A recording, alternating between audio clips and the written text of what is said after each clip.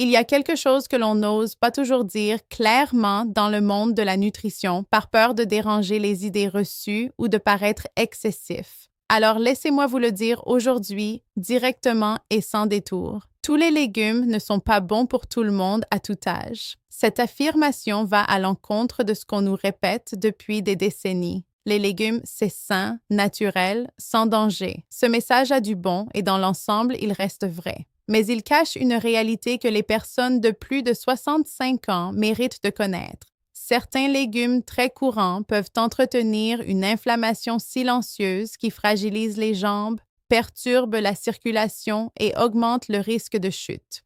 Je suis le Dr Elise et vous regardez New Age Health. Dans cette vidéo, je vais vous présenter 3 légumes que je vous recommande de privilégier après 65 ans parce qu'ils protègent votre mobilité, votre mémoire et votre autonomie. Et 3 légumes que je vous invite à reconsidérer sérieusement parce que leur effet sur un corps vieillissant est bien différent de ce que leur réputation laisse entendre. Restez jusqu'à la fin. L'un des légumes de la deuxième liste a une image de produit santé que beaucoup de gens ne remettent jamais en question. Ce que vous allez découvrir pourrait changer votre façon de composer vos repas dès demain. Commençons par les bonnes nouvelles. Partie 1, le brocoli, un investissement quotidien dans votre vitalité. Si je devais choisir un seul légume à recommander en priorité aux personnes de plus de 65 ans, le brocoli serait en tête de liste. Non pas parce qu'il est exotique ou difficile à trouver, c'est tout le contraire. Il est accessible partout et toute l'année, mais parce que sa composition nutritionnelle est remarquablement adaptée aux besoins d'un corps vieillissant. Le composé qui rend le brocoli particulièrement précieux s'appelle le sulforaphane. Ce phytonutriment appartient à la famille des isothiocyanates et possède une propriété que peu d'autres aliments partagent à ce niveau. Il active directement des voies biologiques de défense cellulaire dans votre organisme. En termes simples, il aide vos cellules à mieux se protéger elles-mêmes contre les agressions oxydatives et inflammatoires.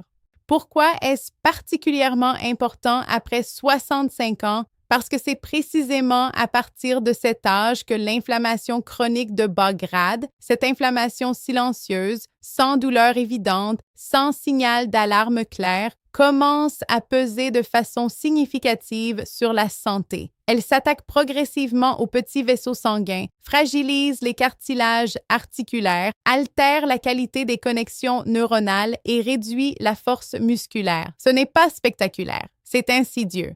Et c'est précisément contre ce mécanisme que le sulforaphane du brocoli exerce son action protectrice.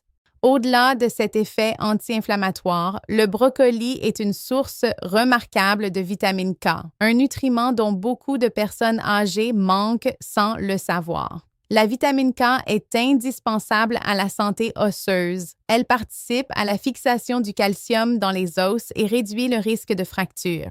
Après 65 ans, une fracture de la hanche ou du poignet n'est pas qu'une blessure temporaire. Elle peut être le point de basculement entre une vie autonome et une vie dépendante. Protéger ses os, c'est protéger sa liberté. Le brocoli contient également du calcium, des antioxydants variés et des flavonoïdes qui soutiennent la santé cardiovasculaire. Et des recherches récentes s'intéressent à un autre effet, particulièrement pertinent pour notre sujet d'aujourd'hui. Son impact sur la circulation périphérique, c'est-à-dire la circulation dans les jambes et les pieds.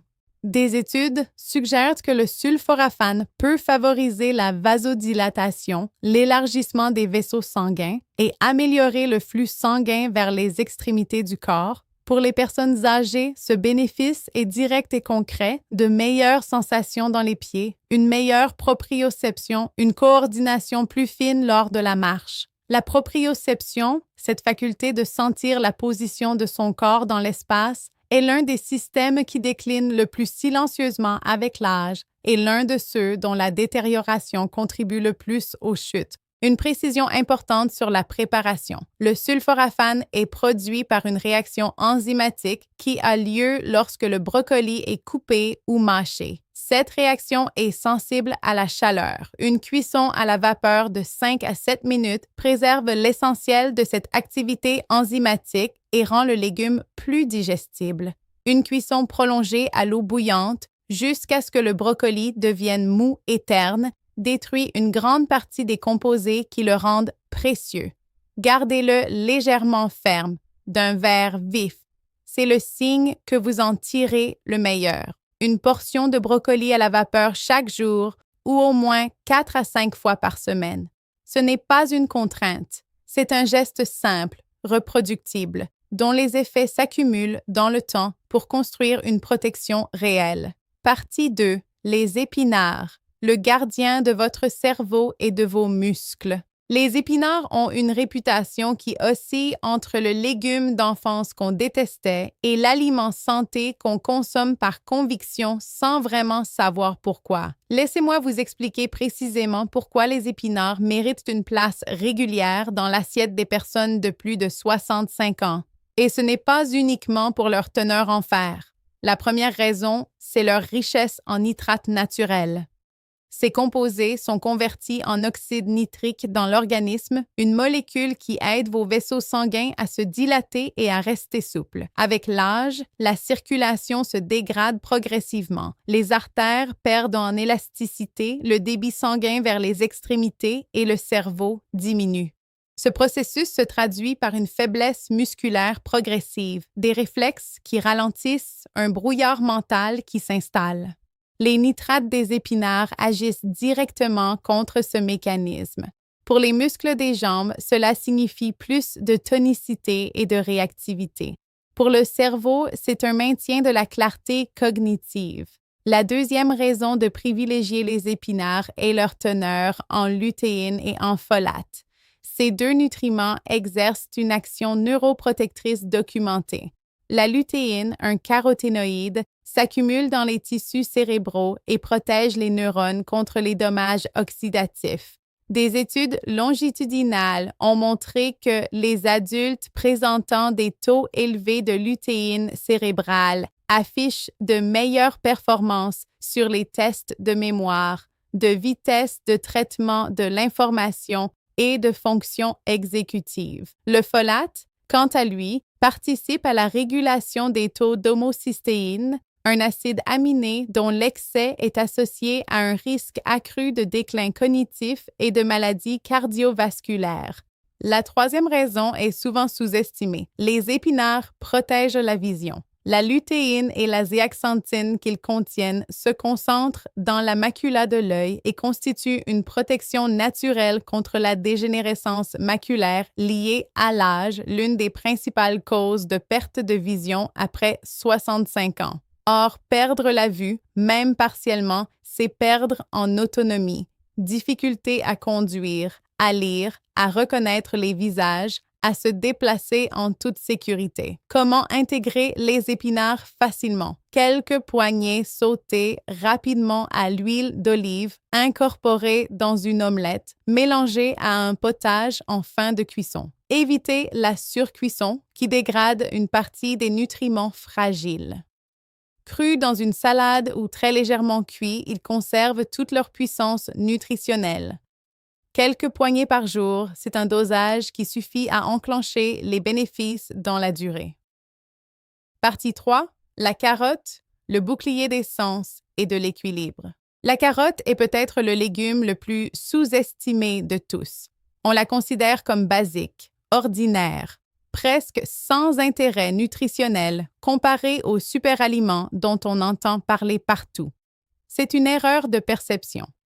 Pour les personnes de plus de 65 ans, la carotte est un aliment d'une polyvalence remarquable dont les bienfaits touchent directement à ce dont vous avez le plus besoin. Une vision préservée, un équilibre solide et une glycémie stable. La carotte est l'une des sources alimentaires les plus concentrées en bêta-carotène, ce pigment orange que l'organisme convertit en vitamine A selon ses besoins. La vitamine A est indispensable au bon fonctionnement de la vision, notamment dans des conditions de faible luminosité. Avec l'âge, la sensibilité visuelle nocturne diminue naturellement, ce qui peut rendre les déplacements en soirée ou dans des environnements moins éclairés plus risqués. Mais la carotte protège aussi contre un processus plus lent et plus grave, La dégénérescence maculaire. Des études associent une consommation régulière de bêta-carotène et d'autres caroténoïdes à un ralentissement significatif de ce processus. Protéger sa vue, c'est protéger sa mobilité, son autonomie et sa qualité de vie quotidienne. Au-delà de la vision, la carotte exerce un effet protecteur sur le système nerveux périphérique et la coordination neuromusculaire. Ces antioxydants, bêta-carotène, mais aussi alpha-carotène et polyacétylène, protègent les cellules nerveuses et les vaisseaux sanguins des dommages oxydatifs. Or, une bonne coordination neuromusculaire, c'est la capacité de votre cerveau à communiquer efficacement avec vos pieds, vos chevilles et vos muscles posturaux. C'est ce qui vous permet de marcher sur un sol irrégulier sans trébucher, de récupérer rapidement votre équilibre si vous glissez, de réagir à temps face à un obstacle. La carotte joue également un rôle précieux dans la régulation glycémique. Ses fibres solubles ralentissent l'absorption des sucres dans la circulation sanguine, contribuant à éviter les pics de glycémie postprandiaux. Après 65 ans, cette stabilisation n'est pas seulement une question de gestion du diabète. Une glycémie chroniquement instable génère un stress oxydatif qui endommage progressivement les parois des petits vaisseaux sanguins, précisément ceux qui irriguent les nerfs des pieds et des chevilles. Maintenir une glycémie stable, c'est préserver la sensibilité et la réactivité de ces nerfs, c'est-à-dire préserver votre équilibre à long terme. La carotte se consomme idéalement crue ou légèrement cuite à la vapeur, ce qui préserve mieux ses composés actifs. Râpée en salade, coupée en bâtonnets pour une collation, incorporée à un smoothie ou mijotée en soupe, 1 à 2 carottes par jour est un dosage accessible et suffisant pour bénéficier de ses effets protecteurs. Sa douceur naturelle reflète la concentration de ses pigments végétaux. Choisissez des carottes aux couleurs intenses, signe d'une richesse en caroténoïdes. Maintenant que nous avons établi quels légumes protègent votre corps, il est temps d'aborder la deuxième partie de cette vidéo, celle que certains auraient préféré ne pas entendre. Partie 4. L'aubergine. Quand un légume travaille contre vous. L'aubergine est un légume qui jouit d'une excellente réputation. Peu calorique, riche en fibres, sa peau violette en fait visuellement un aliment associé aux anthocyanines et aux antioxydants. Et pourtant, pour les personnes de plus de 65 ans, l'aubergine mérite une attention particulière. Et pour certains d'entre vous, une vraie remise en question. Le composé en cause s'appelle la solanine. C'est un alcaloïde produit naturellement par les plantes de la famille des Solanacées, famille à laquelle appartient l'aubergine, aux côtés des tomates, des poivrons et des pommes de terre. La solanine est une molécule de défense végétale conçue par la plante pour se protéger des prédateurs et des parasites. Pour un corps jeune, en bonne santé, la solanine ne pose généralement pas de problème à des doses alimentaires normales. Mais pour un corps plus âgé, dont les articulations, les nerfs et les tissus conjonctifs sont déjà fragilisés par les années, cette molécule peut agir comme un irritant silencieux et persistant. Des études ont établi un lien entre la consommation régulière d'alcaloïdes solanacées et l'aggravation des symptômes inflammatoires chez les personnes sensibles, notamment au niveau des articulations. Chez les personnes qui vivent déjà avec de l'arthrite, des douleurs articulaires chroniques ou une sensibilité nerveuse des membres inférieurs, la solanine peut discrètement amplifier l'inflammation, augmenter la raideur et contribuer à une dégradation progressive de la mobilité.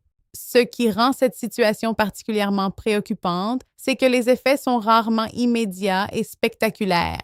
Il n'y a pas de douleur soudaine, pas de réaction évidente. Il y a une raideur un peu plus marquée le matin, des chevilles un peu plus lourdes en fin de journée, une légère instabilité en marchant sur un terrain inégal, des signaux qui semblent banals, liés à l'âge et que l'on ne pense jamais à connecter à ce que l'on mange. L'inflammation chronique dans les jambes affaiblit progressivement les muscles, ralentit la microcirculation et perturbe la précision de la coordination neuromusculaire. Ce sont exactement les 3 mécanismes qui, combinés, augmentent le risque de chute. Et les chutes après 65 ans, avec leur risque de fracture et de perte d'autonomie, sont l'un des enjeux de santé publique les plus importants pour cette tranche d'âge. Un point important sur la préparation, contrairement à certains autres composés indésirables qui sont partiellement dégradés par la chaleur, la solanine résiste relativement bien à la cuisson. Grillée, cuite au four, mijotée en ratatouille, l'aubergine conserve une grande partie de sa teneur en solanine, quelle que soit la méthode utilisée. Cela ne signifie pas que vous devez bannir définitivement l'aubergine de votre alimentation. Cela signifie que si vous souffrez de raideur articulaire, de douleurs musculaires chroniques, de sensations de picotement dans les pieds ou d'une instabilité à la marche que vous ne comprenez pas, il vaut la peine de l'écarter de votre alimentation pendant 3 à 4 semaines pour observer si vos symptômes évoluent. Pour beaucoup de personnes, cette expérience est révélatrice. Partie 5. Le poivron vert, le légume sain qui peut vous desservir. Le poivron est universellement considéré comme un légume protecteur. Sa richesse en vitamine C, en antioxydants, en composés végétaux bénéfiques lui vaut une place de choix dans les recommandations nutritionnelles. Et dans l'ensemble, cette réputation est méritée. Mais elle concerne principalement les poivrons rouges, oranges et jaunes, les poivrons qui ont atteint leur pleine maturité. Le poivron vert est une autre histoire. Le poivron vert est simplement un poivron qui n'a pas achevé sa maturation. Ce processus de maturation incomplète a une conséquence importante. Le poivron vert contient des concentrations significativement plus élevées de lectine que ses cousins de couleur. Les lectines sont des protéines végétales dont la nature est complexe et dont les effets sur l'organisme font l'objet d'un intérêt croissant en recherche nutritionnelle. Leur propriété principale est de se lier aux glycoprotéines présentes sur les parois de votre système digestif. Chez une personne jeune avec une muqueuse intestinale robuste, cet effet est généralement toléré sans symptômes significatifs. Mais avec l'âge, la muqueuse intestinale perd progressivement de son intégrité et de sa capacité de résistance. Elle devient plus perméable, plus vulnérable aux agents irritants. Dans ce contexte, les lectines du poivron vert peuvent interférer avec l'absorption de certains nutriments essentiels et entretenir une réaction inflammatoire de bas grade dans la sphère digestive. Cette inflammation n'est pas localisée à l'intestin. Elle peut se propager à travers la circulation sanguine et atteindre les articulations, les vaisseaux sanguins et les tissus nerveux.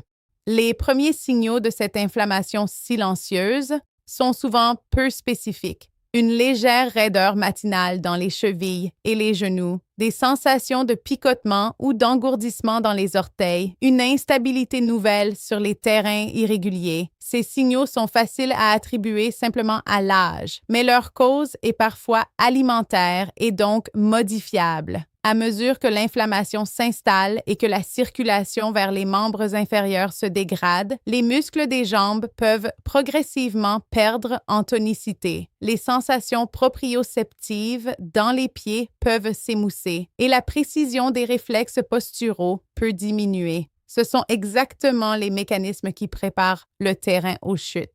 Il y a aussi un argument nutritionnel simple. Le poivron vert n'offre pas les mêmes bénéfices que ses cousins mûrs. Sa teneur en vitamine C est inférieure à celle du poivron rouge. Sa concentration en antioxydants est plus faible. Il contient moins de lycopène, moins de bêta-carotène, moins de quercétine. En d'autres termes, vous assumez les inconvénients potentiels liés aux lectines pour des bénéfices protecteurs inférieurs à ceux que vous obtiendriez en choisissant simplement un poivron rouge ou jaune à la place. La cuisson réduit partiellement la concentration en lectine active, mais ne l'élimine pas complètement. Pour les adultes qui gèrent de l'arthrite, des troubles de la circulation ou une sensibilité digestive établie, remplacer le poivron vert par du poivron rouge ou jaune est un ajustement simple qui peut faire une différence perceptible.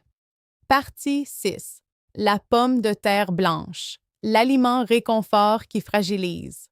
Je gardais délibérément ce légume pour la fin de la liste parce que c'est probablement celui dont les implications sont les plus difficiles à accepter émotionnellement. La pomme de terre blanche est bien plus qu'un aliment. Pour beaucoup d'entre nous, c'est un symbole. La purée du dimanche soir, le gratin préparé par une personne aimée, les pommes de terre au four qui embaument la cuisine en hiver. La pomme de terre est associée au foyer, à la chaleur, au repas qui rassemble. Y renoncer, même partiellement, c'est toucher à quelque chose qui va au-delà de la nutrition. Mais ma responsabilité en tant que médecin est de vous donner une information complète, même quand elle bouscule des habitudes profondes. Et l'information sur la pomme de terre blanche après 65 ans est claire. Le problème central est son index glycémique élevé. La pomme de terre blanche, notamment sous ses formes les plus courantes, purée, pomme vapeur, gratin, libère ses glucides très rapidement dans la circulation sanguine. Cette libération rapide provoque une hausse brusque de la glycémie postprandiale, suivie d'une sécrétion importante d'insuline pour rétablir l'équilibre. Prise isolément, une telle montée glycémique n'est pas dramatique. Mais répétée régulièrement, plusieurs fois par semaine, sur des années, elle génère un stress oxydatif persistant qui endommage progressivement les parois des petits vaisseaux sanguins. Et ce sont précisément ces petits vaisseaux qui irriguent les structures les plus vulnérables, les nerfs périphériques des pieds et des chevilles, les structures capillaires des jambes, les petits vaisseaux cérébraux. Quand ces vaisseaux se dégradent, les conséquences sont lentes mais réelles. Une perte de sensibilité dans les pieds, des crampes nocturnes dans les mollets, des pieds froids en toute saison, une instabilité à la marche qui s'installe progressivement. Pour les personnes qui gèrent déjà un diabète, ces processus sont accélérés et leurs conséquences peuvent être sévères. Un autre mécanisme mérite votre attention, l'impact sur l'élasticité artérielle. Une alimentation régulièrement riche en aliments à index glycémique élevé contribue, sur le long terme, à la rigidification des parois artérielles. Quand les artères perdent de leur souplesse, le cœur doit travailler plus fort pour maintenir la circulation, la pression artérielle augmente et le flux sanguin vers les parties basses du corps devient moins efficace. Les habitudes de préparation aggravent souvent la situation. La grande majorité des recettes à base de pommes de terre impliquent des ajouts problématiques pour la santé vasculaire, beurre, crème fraîche, sel en quantité. Pour quelqu'un qui surveille sa tension artérielle ou son profil lipidique, ces ajouts contrecarrent les efforts réalisés par ailleurs. Ce que la pomme de terre blanche ne contient pas est presque aussi important que ce qu'elle contient. Comparée à la patate douce, elle offre très peu de bêta-carotène, peu d'antioxydants, peu de composés anti-inflammatoires. La patate douce, avec son index glycémique modéré et sa richesse en caroténoïdes, offre une expérience gustative proche avec un profil nutritionnel radicalement plus favorable pour les personnes de plus de 65 ans. Réduire la fréquence de consommation de pommes de terre blanches ne signifie pas renoncer au réconfort ou aux repas chaleureux. Cela signifie choisir des aliments qui correspondent mieux aux besoins réels d'un organisme qui a besoin de stabilité glycémique, de circulation préservée et de muscles solides. Partie 7. Ce que vos choix alimentaires construisent vraiment. Un légume choisi intelligemment ne guérit rien en une semaine, mais une habitude alimentaire cohérente, maintenue dans le temps, peut modifier des marqueurs biologiques mesurables: inflammation systémique, rigidité artérielle, qualité de la microcirculation, vitalité cognitive. Ce sont ces marqueurs qui déterminent si vous marchez avec assurance ou avec appréhension, si vous montez les escaliers facilement ou en vous tenant à la rampe. Ajoutez du brocoli plusieurs fois par semaine. Intégrez des épinards dans votre déjeuner. Croquez une carotte en collation plutôt qu'un biscuit. Substituez la pomme de terre blanche par de la patate douce. Remplacez le poivron vert par du poivron rouge. Pris isolément, ces gestes semblent modestes. Accumulés sur des mois, ils construisent une protection réelle pour vos jambes, votre cerveau et votre liberté de mouvement. Ce n'est pas un régime restrictif. C'est une façon d'utiliser l'alimentation comme ce qu'elle devrait toujours être, un outil au service de votre autonomie. Conclusion. Récapitulons les points essentiels de cette vidéo. Parmi les légumes qui méritent une place quotidienne dans votre assiette après 65 ans, le brocoli pour son sulforaphane anti-inflammatoire, sa vitamine K protectrice des os et ses effets bénéfiques sur la circulation périphérique, les épinards pour leurs nitrates qui soutiennent la circulation musculaire et cérébrale, leur lutéine neuroprotectrice et leur action sur la préservation de la vision, et la carotte pour son bêta-carotène qui protège les yeux et les nerfs, ses fibres régulatrices de la glycémie et son effet bénéfique sur la coordination neuromusculaire. Parmi les légumes à reconsidérer sérieusement, l'aubergine, dont la solanine peut entretenir une inflammation articulaire silencieuse chez les personnes sensibles. Le poivron vert, dont les lectines peuvent perturber l'absorption des nutriments et aggraver l'inflammation vasculaire à un stade de maturation incomplète. Et la pomme de terre blanche, dont l'index glycémique élevé contribue, sur le long terme, aux dommages vasculaires et nerveux qui fragilisent la marche et l'équilibre. Ces recommandations offrent un cadre de réflexion fondé sur la physiologie du vieillissement. Chaque personne est différente et un dialogue avec votre médecin reste toujours utile pour adapter ses orientations à votre situation personnelle. Votre alimentation est l'un des leviers les plus accessibles pour influencer positivement votre santé. Utilisez-le avec conscience. Si cette vidéo vous a apporté des informations utiles, partagez-la avec un proche qui pourrait en bénéficier. Et rejoignez New Age Health en vous abonnant à la chaîne pour recevoir chaque semaine des contenus fondés sur la science, dédiés à vous aider à vieillir en pleine forme. Je suis le Dr. Elise. Prenez soin de vous et à très bientôt sur New Age Health.